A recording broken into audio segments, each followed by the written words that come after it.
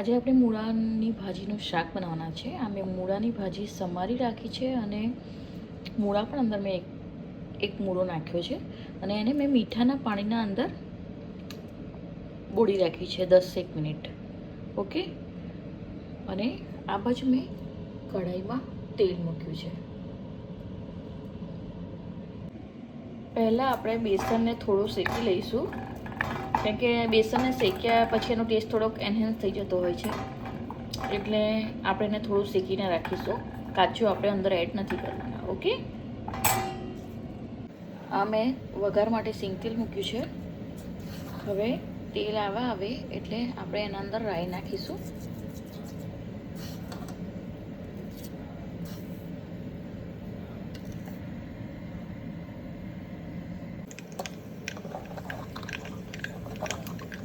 રાઈ તતડવાની શરૂઆત થઈ ગઈ છે. હવે હું એના અંદર હિંગ નાખીશ અને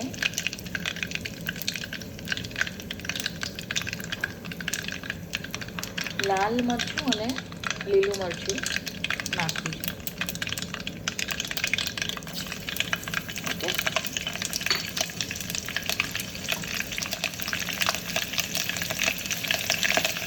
તો હવે એના અંદર આપણે થોડી હળદર નાખીશું અને પછી અંદર સબ્જી નાખી દઈશું.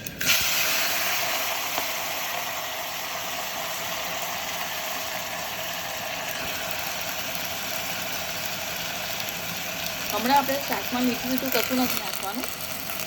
ભાજી ચડી જાય પછી જ મીઠું નાખવાનું છે. ઓકે. હવે આપણે ઢાંકી દઈશું થોડીક વાર માટે, એટલે થોડું પાણી છૂટું પડે ને પછી એને મિક્સ કરીશું. હા, તમે જોઈ શકો છો કે ભાજી થોડી નીચે બેસી ગઈ છે,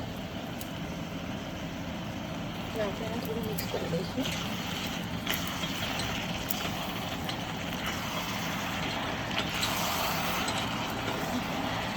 અને બધું મસાલો કરી દઈશું. થોડી હળદર તો આપણે નાખેલી જ છે, મરચું, ધાણા જીરું. એ લોકો લસણ ને આદુનું મરચાંનો વઘાર કરવા માંગતા હોય એ પણ કરી શકે છે ને, એવું કોઈ જરૂર નથી. મેં નથી નાખ્યું. આમાં પાણી નાખવાની કોઈ જરૂર નથી, કેમ કે ભાજીનું પાણી છૂટશે એટલે. ઓકે. અને થોડું આપણે નાખીશું મીઠું. મીઠું બેસનને ધ્યાનમાં રાખીને નાખવાનું છે આપણે, એટલે શાક પછી મોરું ના પડે અને વધારે પણ ના પડી જાય. ઓકે. ओके. हाँ गाइस, अभी ये रेड ऊपर आ गया है तो मेरा सब्जी रेडी हो गया है. Look at that. सब्जी कितना अच्छा बना है. अभी मैं इसमें लेमन डालूंगी. कोई भी हम भाजी पाछું હિન્દીમાં આવી ગયું. કોઈ બી ભાજી બનાવતા હોય ને ત્યારે એમાં લીંબુ ખાસ નાખવાનું, તો યુરિક એસિડનો પ્રોબ્લેમ જે હોય છે ને એનો ચાન્સીસ ઘટી જાય અને પથરીના પણ ચાન્સીસ ઘટી જાય. ઓકે.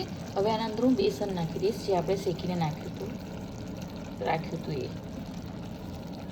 હવે આને મિક્સ કરીને આપણે થોડી વાર એને બંધ ઢાંકણું કરીને રવા દઈશું. ઓકે. એટલે બરાબર બેસન ચડી જાય. આમ તો ઓલમોસ્ટ બેસન આપણે શેક્યું છે એટલે ચડેલું જ છે, તે છતાં પણ આપણે એને થોડીક વાર ઢાંકી રાખીશું. આ જો सब्जी कितनी मस्त देखाई है. ओके. अब देख सकते हो कि अपना सब्जी रेडी हो गया है. आप इसको ज़्यादा ड्राई करना हो तो बेसन ज़्यादा डालो, अदरवाइज ऐसे भी खा सकते हो. मुझे ऐसा अच्छा लगता है इसलिए मैंने बेसन कम डाला है. इसको आप किसी भी के साथ પાછું હિન્દી આવ્યું. અને તમે રોટલી કે રોટલા બાજરીના, જુવારના, મકાઈના ગમે તે સાથે ખાઈ શકો છો. ઓકે. હું ખાઈશ મકાઈના રોટલા જોડે અને મૂળાનું સલાડ, મકાઈનો રોટલો. ઓકે ગાઈઝ, વિડીયો ગમ્યો હોય તો like, share, subscribe and comment. Thank you for watching. Bye.